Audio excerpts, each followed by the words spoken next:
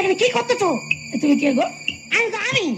তুমি হ্যাঁ, তুমি এত ভোরবেলা শ্মশানে কি করতে যাও? ওই তো তোমার পাশে যে বেদি আছে, হ্যাঁ। ও তো আমার স্বামীর বেদি তো।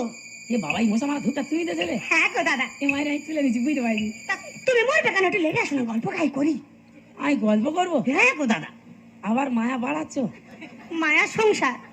মোরার সময় এইভাবে মায়া বাড়াচ্ছ? এসো না, এসো না। গল্প করবে? হ্যাঁ হ্যাঁ, যাবো?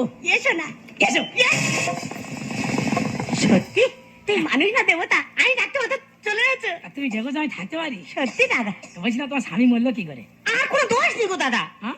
আমি সন্ধ্যাবেলা সন্ধ্যা দিচ্ছি, হ্যাঁ। আর আমার গ্রামের সঙ্গে ঠাকুরপো হ্যাঁ। পাঁচিলের ওপার থেকে বলতেছে, ও বৌদি রাত 10:30টার সময় কলা বাগানে চলে যাবেন।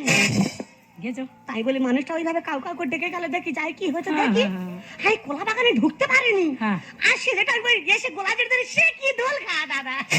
কলা বাগানে দোল খাচ্ছ?